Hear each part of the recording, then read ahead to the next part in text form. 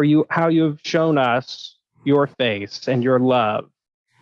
We thank you for your loving connection and response to our pleas.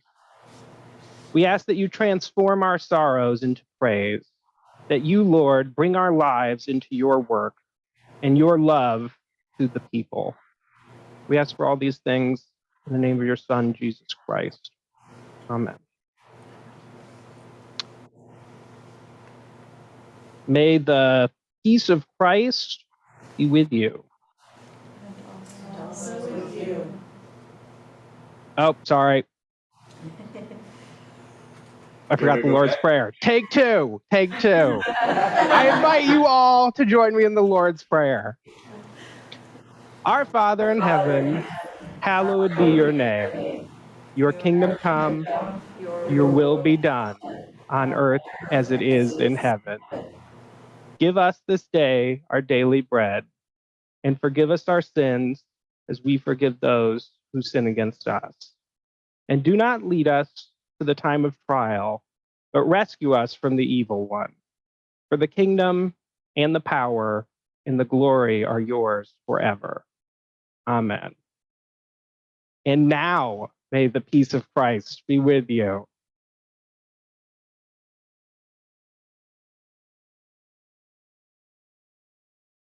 Okay. Our reading today is from Galatians 6. It's the first 10 verses.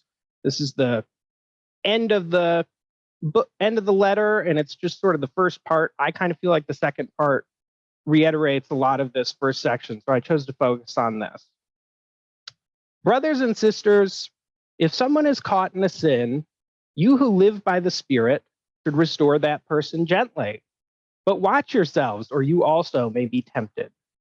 Carry each other's burdens, and in this way you will fulfill the law of Christ. If anyone thinks they are something when they are not, they deceive themselves. Each one should test their own actions.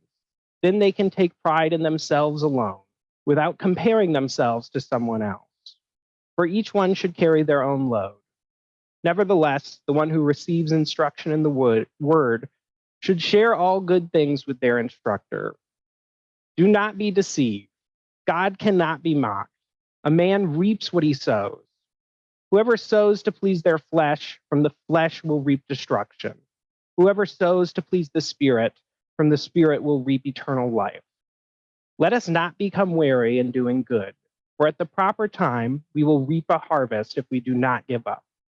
Therefore, as we have opportunities, let us do good to all people, especially to those who belong to the family of believers. So I think it's kind of hard to get into these sections without putting it in the context of the whole book. So I'm going to offer up a very simplified version of Galatians. Keep in mind the benefit of Galatians or of simplifications is that it makes it a little bit easier for us to process a long, complicated book, but obviously it's going to leave out some details. So this is just kind of the way I've been looking at it after studying it for the last month or two. So I think the first big takeaway is that everybody is now included in God's family. It's not about being Jewish or Greek or whatever. Now knowing Christ is the only criteria for membership. I think maybe the more scandalous and difficult part that people don't like to hear from Galatians is that you have to exclude people in cultures that are distracting from God's true good news. And I'm going to explain these a little bit more here. And the third thing is that holiness has been redefined. The definition has changed as we've transitioned to Christ from being sort of defined by the law. So I'm going to break these down a little bit more. So for the fact that everybody is now included, I think Paul's argument through Galatians has been imploring the Galatians not to return to practices of ethnic exclusion, essentially. So we're not supposed to focus on the flesh of our ethnic identity and the laws that had kept us separate, but now we're supposed to keep our eye on the new life of the Spirit that God has brought to us. The new life is about living in a way that other people experience God through the way that we live. The second part is where I think things get contentious. Since life is very complex, Paul points the Galatians to the reality that if you're going to be a people dedicated to the gospel, There are going to be some things you can't tolerate. While the kingdom of God is open to anybody from any background, that doesn't mean that people can make the gospel anything they want. Paul says, don't allow people to stay in your ranks if they're going to insist on something other than the working towards the kingdom as being the definition of the gospel. It's not about circumcision. It's not about the law. Everything is now defined by our service to Christ, is what Paul's saying. And the third argument, then these all relate to each other. The third argument is that the old laws about how we used to keep God's people holy are irrelevant now because God has redefined what holiness means. Holiness used to mean literally set aside by God. And the law interpreted that to mean God's people, Israel, who were set aside and kept separate from other people and to be kept pure for God. But God has obviously redefined his people, and that changes what holiness means. We're called to live in a way now that makes everybody feel loved by God, and there's no longer a need for separation. So holiness doesn't mean the same thing anymore. These 3 points tie together and they influence each other. Because God's people are redefined, holiness means for God's people has been defined. Because God's people is now open to everyone, there's no longer, a basis for exclusion based on people's backgrounds. But unfortunately, there still has to be some kind of exclusion if people insist that the gospel is going to be something other than the redefinition of God's people. I think this exclusion thing is very uncomfortable for us because we like to sort of picture Christianity as like being nice when it's not quite what it's about. So tying all those things together, I think Paul's calling on the Galatians to actively resist their urge to settle into a specific set of cultural practices or just being open to everybody and letting anybody do whatever they want. Paul's calling on all Christians to have an active mentality of inclusion at the cost of being culturally uncomfortable. And he's calling on the Christians to be clear about what this new culture is supposed to look like. And we're not allowed to let people distort the gospel in that new culture. I think some ways of looking at this are that, like, it's really easy to be holy if you're willing to cut yourself off from everybody in your community who doesn't agree with you or who's like struggling in life. And it's really easy to be inclusive if you don't have any expectations for how people behave. But obviously, life gets more complicated if you're going to actually engage in the hard work of the gospel. And I think Paul is complicating things with this whole letter. He's saying you can't really be inclusive without being exclusive, and you can't really be holy without being in the fray, so to speak. And I think today's readings complicate things a little further. They get into two main points. I think the first half of our reading has to do with what does responsibility look like in the kingdom? And then the second half has to do with what does life look like if we actually live into the Spirit? To point out how complex I really think this is, in the first few verses today, we hear what sound like two very contradictory views of responsibility. One, we hear, carry each other's burdens. And then like 2 verses later, we hear, no, carry your own load. And the reason I tried to give an overview of Galatians coming into this is that I think that falls very flat and can sound moralistic if we don't put it in the full context. And the full context is that Paul is encouraging the Galatians to keep the focus on a culture of building up God's kingdom. The focus that some in Galatia have been putting on ethnic priorities are a distraction from that kingdom work. Paul is saying that the focus on ethnic issues is a distraction from the mission. I hope people can see where I'm going with this. We have identified ourselves that struggling to come around a mission has been an issue for us. It's been a problem. While Paul is saying, in this time, there's a particular group who's spreading a particular propaganda that's essentially causing this problem in Galatia, and those people need to be cast out. We don't have that same issue. Paul is talking about the problems of the very early church, and part of their problem is like, are we straight on what our message is going to be, especially since it's applying to all these new people who don't know the Jewish background of things, which is sort of necessary for understanding the message, but is no longer the marker of the message. And we have to figure out how we're going to explain that to people, live with it, and live into the new openness of the gospel, which is something that pretty much no group does anything like. It's a very different problem than our own. Our problem is more like the church has been around for 2,000 years. There's a ton of different approaches for how we're supposed to live into God's kingdom. And for some people, they're a little too familiar with the church's message. And the problem with that is too often the church's message has been off the mark, and that's the message that they're familiar with. So keep in mind, in our country, to very short list, there have been churches that have supported slavery, segregation, and now a lot of churches focus on political issues that, at least by my reading, really don't actually have anything to do with the gospel. And if these are the messages that people are familiar with, then they're not familiar with the actual gospel, and they're going to come to church with a whole bunch of expectations that are going to be pretty complicated to deal with and quite a bit different than what Paul was dealing with.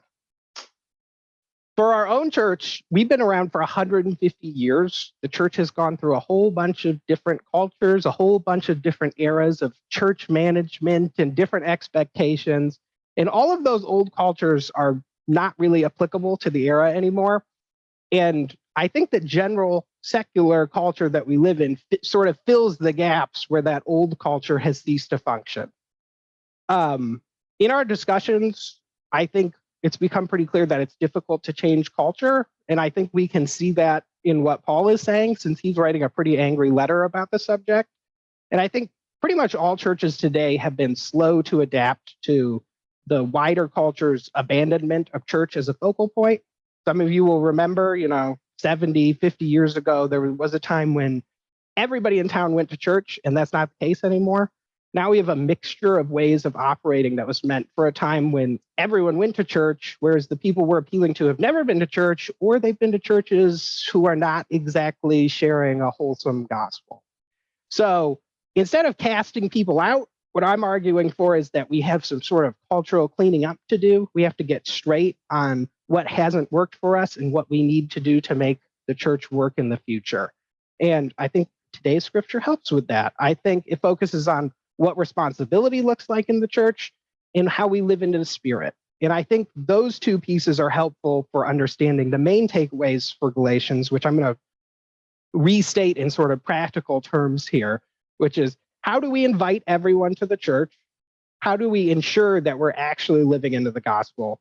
And how do we live into holiness today? So we're going to start with a little bit of a line-by-line breakdown here, and I'm going to start with what Paul has to say about responsibility. Brothers and sisters, if someone is caught in sin, you who live by the Spirit should restore that person gently.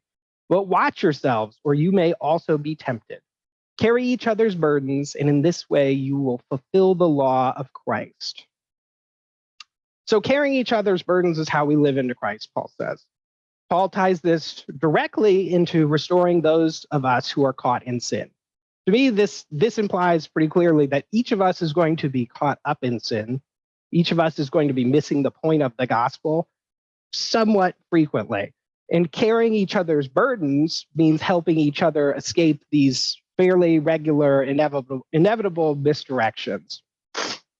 Paul warns that this process of correcting each other, of setting each other straight, might become a temptation, which I think he's saying, be careful, because this can become about who's wise and who's right.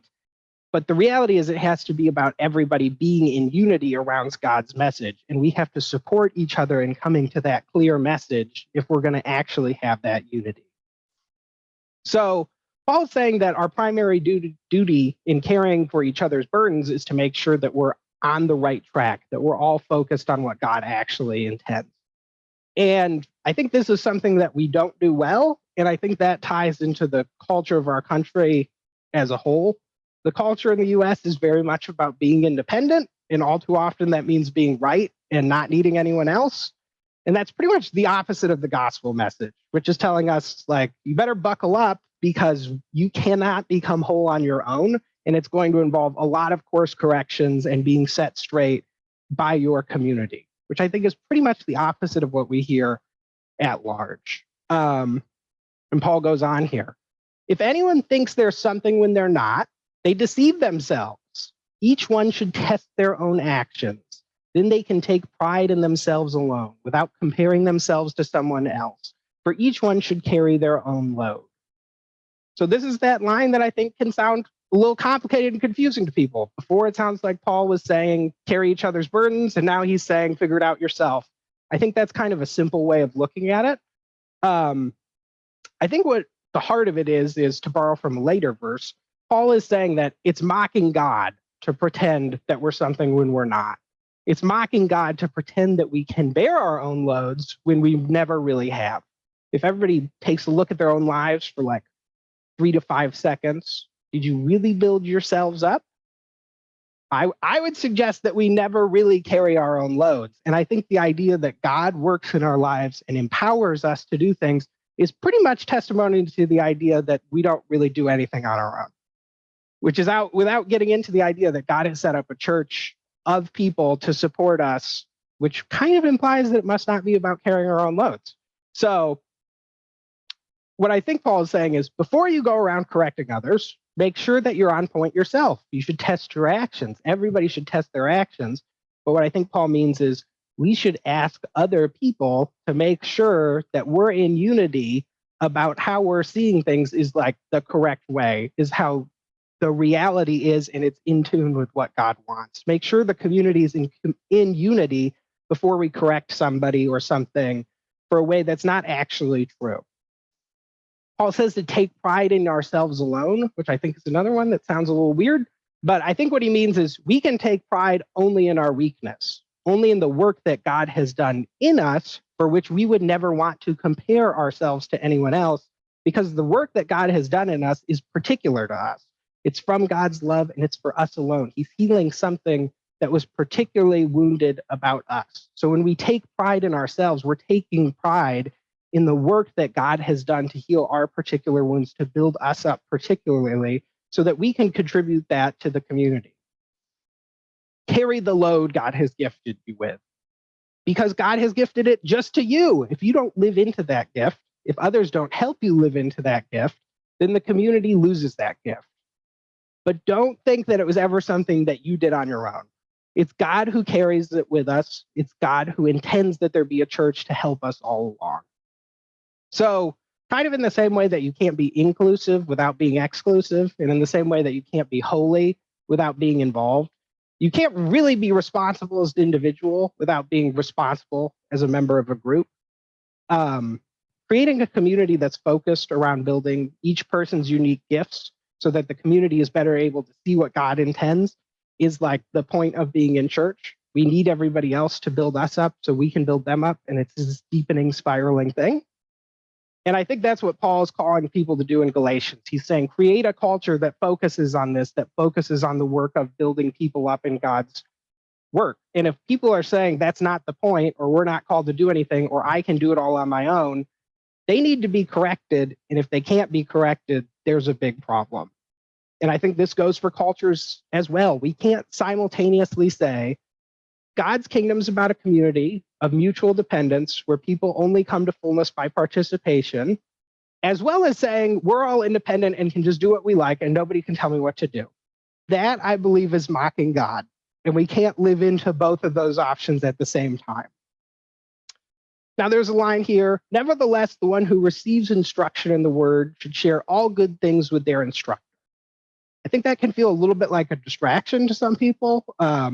We might say Paul's bringing up the matter of teachers here out of self-interest, and it feels like a distraction, but I think that is missing the point, and this is actually an important passage. If we're responsible for a group, for their culture, we're going to have to set aside members to help us focus on the culture of the group. So if you have expectations for your children to be educated, probably you want schools that pay teachers to help them do that. And why would we have a different expectation for the church, is what Paul's saying. So in talking about responsibility, Paul says we could only be responsible by becoming fully ourselves, which only happens in a community. And the best way to have a community that's really dedicated to that work is to have some people set aside who make sure that the community stays on task. And that doesn't mean that people who have not been set aside in this way don't have a role.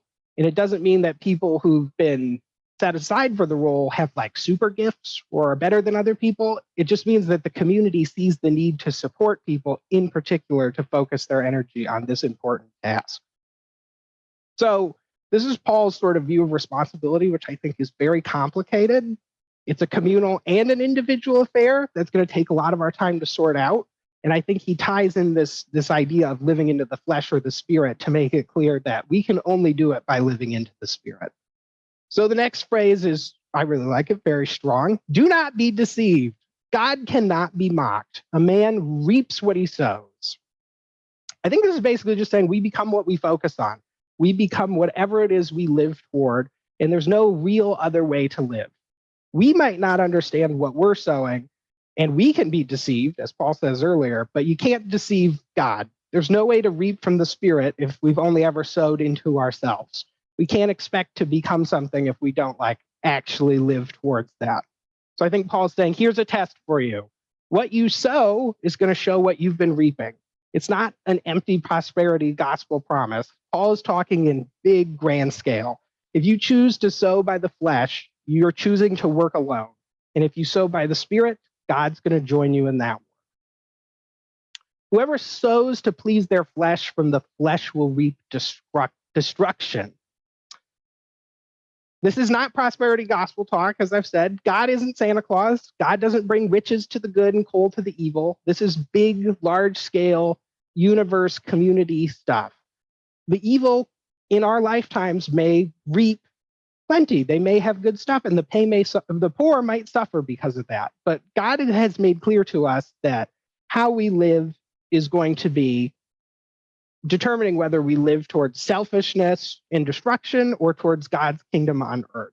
And in the short term, we might benefit from that selfish self-focus, but in the long term, the world will be worse off for it. And in the long term, there's only going to be God's kingdom. So hopefully you're going to be on the right side of that decision. If we choose to live in a way focused on ourselves, the only thing we're ever really going to reap is ourselves. You can't go beyond just yourself if all you're doing is focusing on yourself. So to get beyond to a community where everybody's oriented and love towards each other, the only way to do it is by sowing into the Spirit. So whoever sows to please the Spirit, from the Spirit will reap eternal life. This to me is the heart of the good news. When you reap by the flesh, you reap only what you can sow. But when you live into the Spirit, we're not working alone. You're reaping what God has been sowing all along. And you don't just reap alone and just with God, you reap with the body of believers who are being made whole in God. So what pleases the Spirit? Well, Paul says in our next passage that we need to do good. The good that we do is assigned to everybody else of the role of God in our lives. It's what the Spirit is trying to help us towards, and it's the good that God is trying to get us to do. And that good is what pleases God. That good that makes other people feel his love is what is pleasing to God. And this, I think, is the crux of the matter. We have to focus more on church culture. We need to work on removing what hasn't worked for us. We need to work on building up good works so that people can experience God in our community. But we don't do any of that alone. If we feel like we don't have the energy, that the work is too much for us, that we're overwhelmed, God is committed and already actively helping us. That's the whole point of the Spirit. The Spirit is intended for us who believe, and its purpose is to be amongst us so that we can participate in God's work. The Spirit is the very basis of us as God's people, and it's always working with us to build God's kingdom. Let us not become weary in doing good, for at the proper time we will reap a harvest if we do not give up. Therefore, as we have opportunity, let us do good to all people, especially to those who belong to the family of believers. As much as we talk about faith before works in Galatians, I note that Galatians ends with works, and it ends by Paul saying, people can judge me by the marks of Christ on my body. And I think there really is a focus for us to get out there and build God's community. Paul is saying not to be wary of good deeds. Don't let us mock God and deceive ourselves by saying that our good deeds haven't really brought us anything and aren't really building up God's community, and we can't see what good is coming. That's a short-term view. And it's a view that just turns us back towards ourselves. That can't be avoided. Paul is calling us to do good to all. It's the very center of being God's people. If we aren't doing that, then Paul is saying we have to refocus. And I think this can be a hard message for us to hear. We have to acknowledge that in some ways in our lives, maybe we haven't lived fully into God's call, that we've been distracted by a whole bunch of different irrelevancies, but I think that's bound to happen. We're going to find that we haven't focused on the core of the good news of God. But we can't let those failures distract us from the constant reality of God's good news. If we have been distracted, the Spirit's still going to be there to help us renew our work and renew our life into God's Spirit. Over the next couple of months, we're going to be discerning how we want to move forward as a church. And if we're going to continue, we're going to need to build a culture that is welcoming to others and focuses on the work of God. I really want to emphasize that the time between the end of something old and the beginning of something new is always an anxious time. It's always fraught. It always feels uncomfortable. And there's nothing wrong with that. It's totally normal. But God is working with us in that anxiety. And let's not forget that the Spirit will be with us as we discern which way we should go and helping us to work towards some good work that God is calling us to do. God's Spirit is always waiting to energize us for the works that we're called to, and God can lead us to a vision that right now we struggle to see. God can take even our smallest starts, and we are down to a very faithful remnant, and build it into a very fruitful kingdom. I want to invite us into a time of discussion. I'm hoping we're going to do breakout groups, but I realize I didn't tell Drew that. So we're going to see if that happens. We might just share together. We have some discussion questions, which I'll read for you and post into the chat, and they'll be on our slides. The first one is, how do you react emotionally to Paul's strongly worded message throughout Galatians? The second is, how do you experience God's love in what can feel like judgment and condemnation? And the third is, how can we fight against the culture that is weighing us down and create a new culture in the church? And I'm going to post those questions, and then I'm going to wait to hear from Drew if there are going to be breakout groups. Yeah, that's no problem. Okay, thank you, Drew. And then I assume we'll have 5 minutes to talk, and then we'll come back and people can share what they talked about in their groups, and then we'll have a little joy and concern time and another prayer, and it'll be lovely.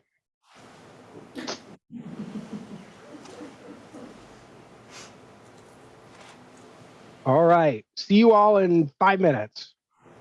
Yes.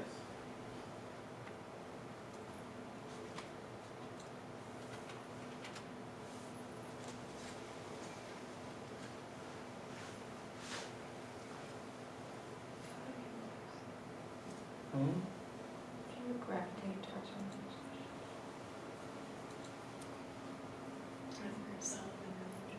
Yep. Yeah, so we generally serve as a group here, and if there is a particular question that really speaks, you can just let us know and tell us what you're thinking.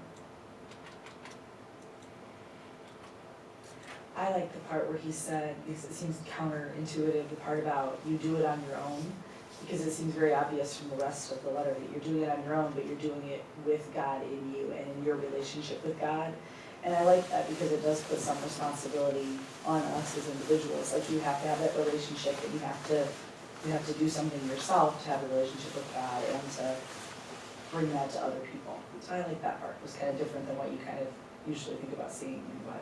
So I like that part. It just doesn't happen because God's there. Yes, you have to do something. You have to be part of it. I'm picturing the Old Testament story with the Tower of Babel. And everybody was coming together, they wanted to keep building, right? I mean, didn't they want to build a tower that was high? And God said no, cut them down. I mean, he basically brought them to size. You know, have to recognize a relationship with God, and we can't do things without the presence of God. That makes sense. Okay. Is there anything else that comes to you when you think about having, I mean, a church culture, a church community where we all do that?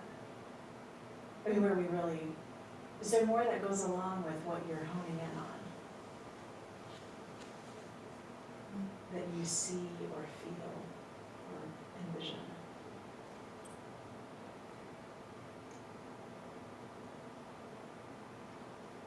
What do you mean when you say, is there more that goes Yeah, along I'm with it? not I don't know following. what you mean. I'm just asking for, what I heard was, there's some interest here, it's like following a thread, and I just want to hear more about your thoughts about that. What does it look like? What do you think is there for us?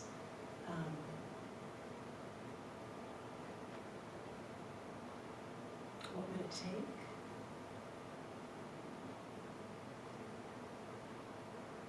I don't know in today's society, dealing with multiple generations in my house. We talk about why they don't go to church and why they don't want to be part of a church community, and it's not just my kids, it's that whole generation. And my kids were brought up in the church, it's not like they weren't. But they don't feel like being in a community is going to enhance their love for God. And I'm like, okay, but you don't really give it a chance to see what it could do. But these young people are just so set in their ways, and they think that the institution of church is not for them, or that it's not what they want to do in their lives. But they should see how it impacted you. Oh, they do. But I had the same issue with Warren, Yeah. you know, she's, Yeah. doesn't want to go. Even though she's church camps and everything. Oh, yeah.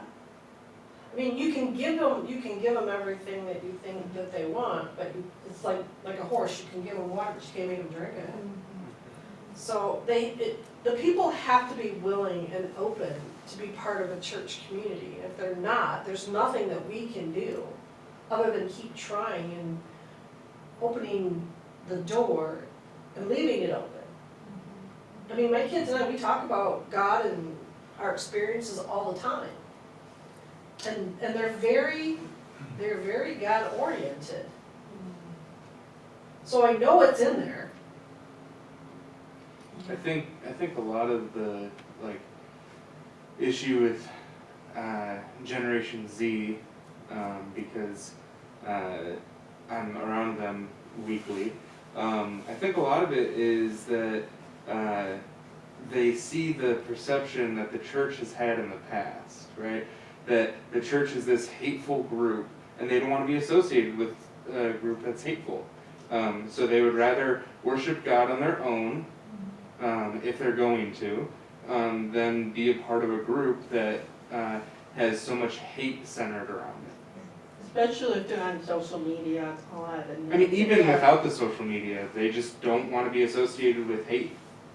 And so, and because the modern Christian church has been so associated with hate, they don't want to be a part of it. When you don't see any love, then, Right. especially that last one, you've got to be love, and as humans, it's hard to be love all the time. I mean, I know my girls are getting their church coming to the Forge, and they would rather not, come here because they're getting, I think, filled that way. And this is more adultish, too cerebral, too removed from them at this point. But I even remember a time where, I was not actively going to church when I was, 20, 21, 22, college years, where I really needed to find something that fit me and fit what I thought God was calling me to do, which was find a group that was loving. And in some ways, other people were opening doors, but it was really God's work. God's the one that,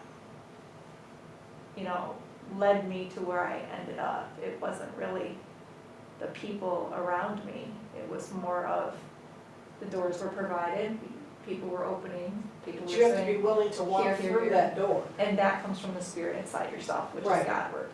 So that's Right. how I see it. Mhm. And like you said, they have God, it's just, They just, they haven't seen that, like, okay, now I feel the spirit, now I'm called. right, and they see it in a different way. Yeah. I mean, my kids were brought up in the Catholic Church, and I'm not saying that that's bad, I'm just saying that that gave them a different perception, and that's what they associate church with, Mhm. and they don't wanna be part of that culture. Right. And they're not willing to give a different church a shot because they associate all churches with that same culture. It's kind of hypocritical, it's like you do one thing and then while you're in church, and then you go out of church and you act like you never went to church. Right. So people say, well, why am I gonna go to church and deal with those kind of people? I don't wanna deal with those kind of people. But one thing that stands out to me is that I hear that you are having the conversations. So they are experiencing a community. Right, but it's a very small community. Absolutely, but that, when I was looking for like, what does that look like? That felt to me like one version of it, is that, well, there's a place where we do talk about, we revisit our relationship, and we're focused, we're thinking, we're reflecting, we're making connections, and that's one thing that stands out to me.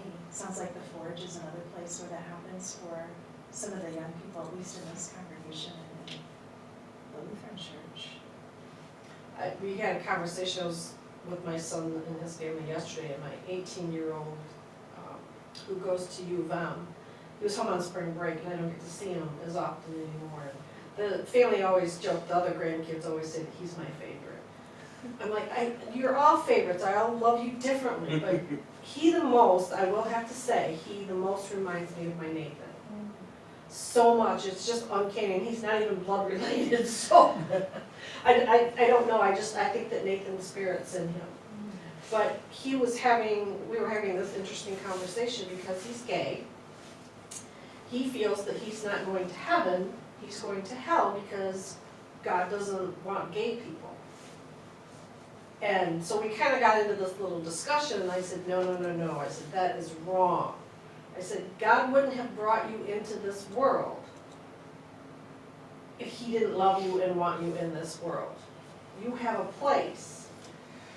You just have to find where that place is for you. Did it land? I don't know. He's very dark. He's very... Everyone's back. Oh. We are back. It sounds like there was a heated, good discussion here, which I'm happy about. Do people have things they'd like to share with the larger group? Nate?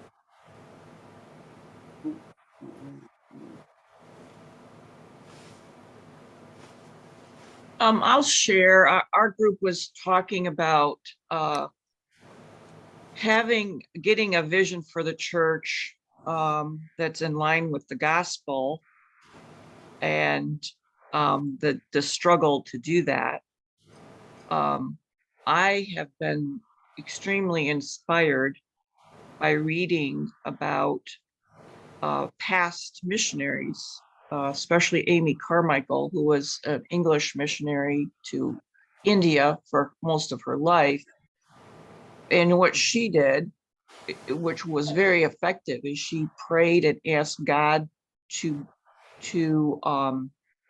well, first of all, she had a deep burden to share the gospel. And I think we should start there. We need to pray that our church and everyone in our church will have a deep burden for the people around us who don't know Christ. Then she would share the gospel. And then God would bring opportunities to minister, and then she would pray about that and ask for God's, she would pray for God to direct her, and then he would. And she never asked for money. She never asked for money. She said, God, if you want this to happen, you'll provide the money. And she always got it. She built a hospital. She built basically an orphanage for children who were being given to the temples to be prostitutes and entertainers, boys and girls. And they would have lived a life of misery. So I think we have to have a deeper vision of what God can do, and we need to actually have a burden for people in our community and pray that God will lead us in how we can share our gospel, share the gospel of Christ. Yeah, thank you. I pre-added prayers for a deeper burden to share the gospel to our prayer list, and I wrote down Amy Carmichael to Google. So thank you for those insights. Anybody else have things they want to share? It was Matt and I in a group, so we just talked about how we were actually we rather enjoyed the judgment side of God's message, and we think it's a sign of love that God is willing to like have that discussion with us, right? And like people who really love you when you're off the mark, when you're doing something that's not so healthy, will sit down and have those kinds of discussions with you. So we really take that as like a possibly sometimes uncomfortable but meaningful sign of God's love. I think it was beautiful how you brought up the remnant, you know, how we are the remnant, right? And I think that's a very valid point, you know, as you stated, the transition in the church, you know, it doesn't really matter about the numbers as much as, you know, what's the value of the remnant to each other as Christ being our cornerstone. I think that's very, very good. Yeah, thank you. Any other people want to share? Do we want to transition to joys and concerns? Feel free to share either of those. I've got a bunch of joys and concerns written down. I would like to echo Beth Webb's view or request that we think about Ukraine. And today I have a special burden for especially the Christian community in Ukraine. That God will really use them during this time to minister to people around them, because it's such a horrible time. God will strengthen the church in Ukraine and people's faith. Thank you. There are links online for people who are interested to Quaker meetings in Ukraine that you can talk with and share prayers with and stuff. And I'm guessing there are other churches. So if you look on Facebook, you may find Quaker churches or Christian churches that you can directly share thoughts with, which is very much appreciated right now. I would double echo both Beth's sentiments there. I would like to request prayers for, we have probably what I would say is one of the best groups of exchange students we've ever had at the high school this year. They're amazing. And a lot of them are from Europe. I have one in class from the Czech Republic, we have one from Lithuania. And their parents are very worried about them. They're worried about their families. They're worried about their economic status. They're worried about whether or not they get to go home. So prayers for them, for they're wonderful young people, and they're very frightened, and can't imagine that going on near you and you're not there and your family's away from you, and so I would like us to pray for all of them. Yeah, thank you, Kelly. Tom, on the school front, I would like to request prayers for 2 students. One, Rosalind, by name I can share, just going through depression and just really struggling with feeling like there's a reason out, there to live. The other student I cannot share by name, but just know that CPS is involved, and now they're looking at possible child trafficking that might be happening with this student. So just some really awful things that have to be, proven or corroborated before the help can be given to this young girl. Yeah, thank you. Thank you, Melanie.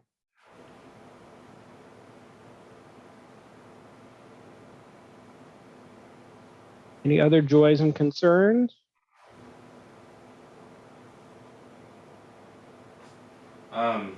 Continue to pray for my cousin Steven. He just started his second round of chemo. So so far he's doing okay with it. He has pretty high spirits still, so that's great. I just pray that he is able to recover from the cancer that he has. So.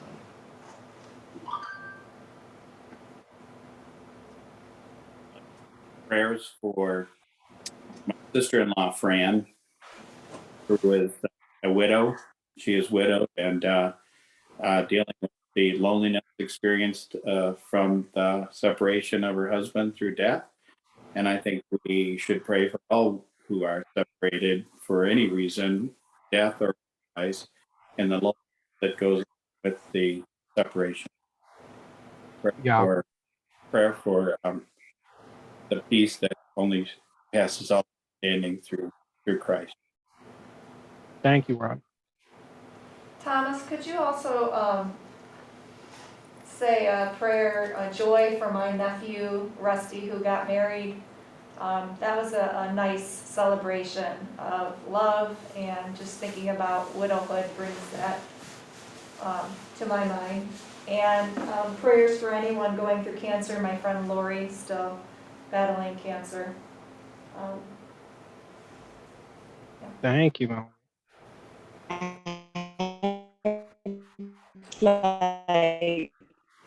Tom? Yep. I'd like continued prayers for our friend who he's young and is battling pancreatic cancer. We will keep him in mind. Thank you. Tom, I have a joy too. I was thinking when Melanie said joy. Sam is in Gainesville, Georgia this week for spring break for a training trip for his rowing team. And he was very scared about it and very excited about it. And it was kind of a mix. And we have not heard a lot from him, but he sent Lily pictures yesterday and is just having a fabulous time. And they're working really hard, but it sounds like they're finding time for fun too. And I'm very, very happy about that. So that's a joy. Excellent. Yes, we will remember that. A joy of Thanksgiving for Matt, Thomas, Rachel, all the leaders of this church. They're in my prayers. Thank you, Jerry.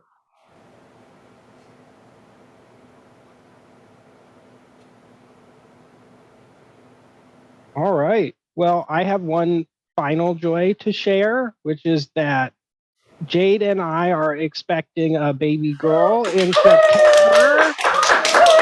So that's a big joy for us. Oh, congratulations. Congratulations. Thank you. Thank you. What a wonderful time of worship this morning. We're going to kind of round it out by singing this song that has traveled with us through this Galatians series. And we're not going to sing all 7 verses, but we will sing 5 of them because they also kind of chart a similar movement that you maybe saw, maybe you heard it in the discussion this morning. There's a movement of kind of starting with a recognition of who God is, and then we learn to understand or read in the language of this hymn. Read that love and recognize it in our lives, and then it really shifts by verse 5 of this hymn to recognizing it especially in Jesus Christ, and then sort of a meta view, a big overview of how we see God reflected in the life of Christ and what he did. So I hope that all of us will come into focus as we sing, now that you know the tune.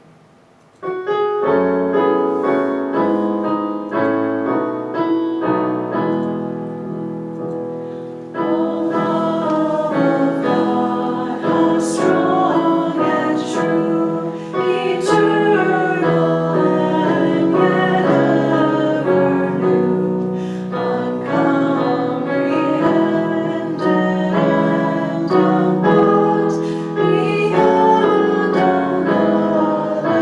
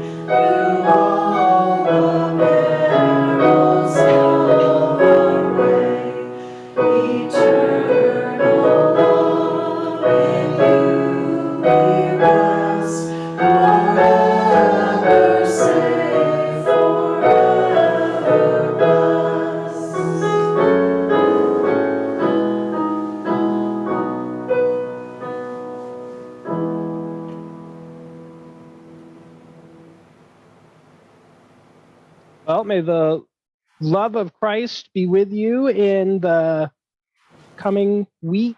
May you feel God's presence. May you be a beacon of light to his people. May you spread his love amongst the community. What a beautiful blessing. And as we sing our final song where we really take in that blessing, I invite you to take a second and get a vision of what that looks like. We were discussing this in our groups today. And maybe we could see the lyrics for just a second while we're letting that vision form. What does it look like to be one? One with God, one with each other as a community of faith, one with our neighbors around us. What does it look like to receive a blessing of God even through the challenge? What does it look like to use our gifts? Let's sing.